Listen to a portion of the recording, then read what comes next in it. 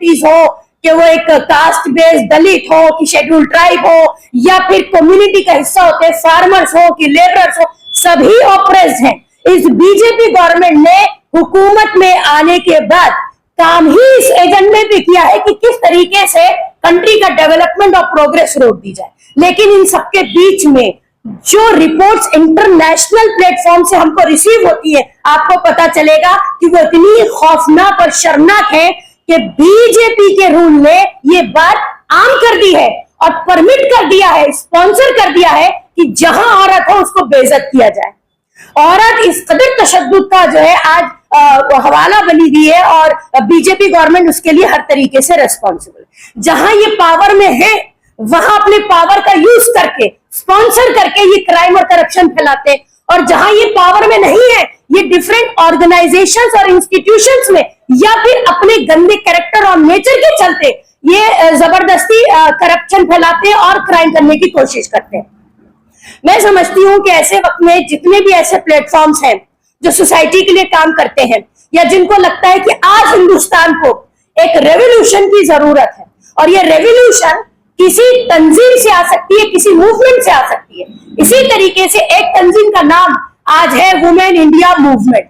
हम कोई पार्टी नहीं है, हम कोई एक ऑर्गेनाइजेशन नहीं, बल्कि हम एक मूवमेंट है।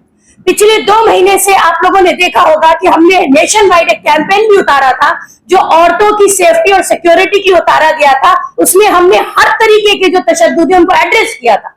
आज हम फिर अपनी जिम्मेदारी समझते हुए बैठे हैं।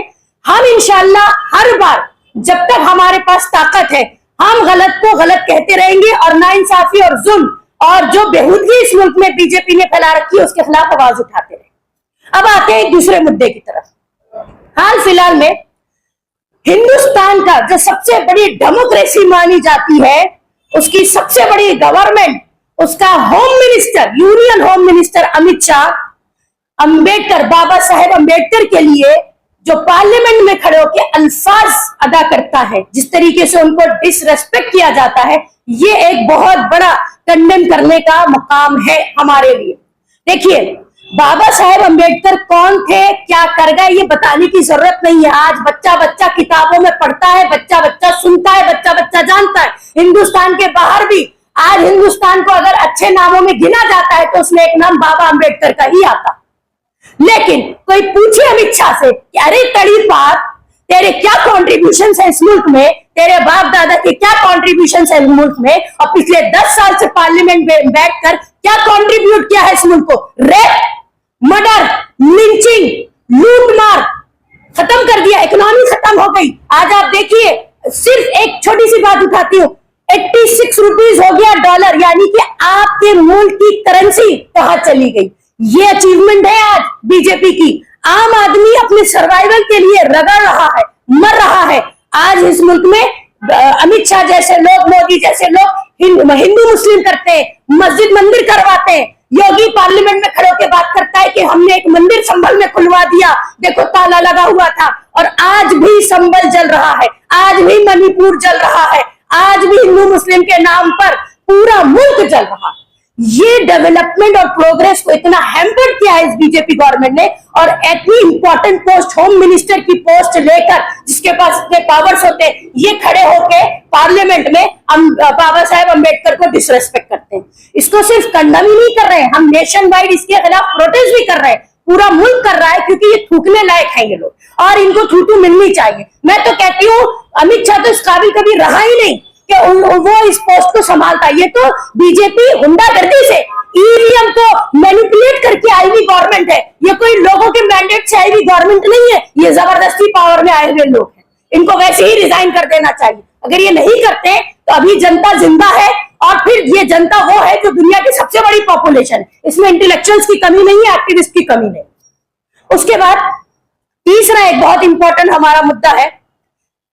मांड्या में एक केस सामने आया जहां पर मोटरसाइकिल पे 3 बच्चे सवार हैं और उनको कुछ संगियों ने घेर लिया है और उनसे कहा जा रहा है कि जय श्री राम के नारे लगाओ। उनको हैरास किया जा रहा है, टॉर्चर किया जा रहा है। ये मामला तो ऐसा हो गया है कि जैसे रोजाना का खेल है, कबड्डी का खेल हो गया है। प्रो कबड्डी चल रही है जय श्री राम की, कि जहां दिल करेगा रोड पे किसी को रोक लेंगे, पार्क में किसी को रोक लेंगे, स्कूल कॉलेज में रोक लेंगे, सड़क मार्केट में रोक लेंगे, बस और ट्रेन में क्या कहते हैं रोक लेंगे और कहेंगे जय श्री राम का नारा लगाओ। ये कोई राम के मानने वाले लोग नहीं है, ये कोई रिलीजन नहीं है कि ये रिलीजियस लोग होंगे। ये गुंडागर्दी है, ये हॉलीगनिज्म है, यानी कि उधम मचाओ, शोर मचाओ, फिर कुछ तमाशा हो तो वायलेंस क्रिएट हो। इनको इसके लिए पुष्टपनाही है, बाकायदा इनको इसके लिए पैसे मिलते हैं, इनको स्पॉन्सर किया जाता है, क्योंकि किसी भी तरीके से अगर कंट्री प्रोग्रेस और डेवलप कर गई तो जो करप्ट लोग हैं वो उतार दिए जाएंगे। इसलिए करप्ट लोगों का ये काम ही होता है कि अगर कुर्सी में और पावर में बने रहना है तो कंट्री को प्रोग्रेस नहीं होने देना है, मुआशरे को उलझा के रखना है, मुआशरे को डिस्टर्ब करके रखना है, लोगों का कंसंट्रेशन, उनका फोकस बिगाड़ के रखना है, तभी हम रूल कर पाएंगे। आज हिंदुस्तान इतनी खराब हालत में पहुंच चुका है कि आप पूछिए मत।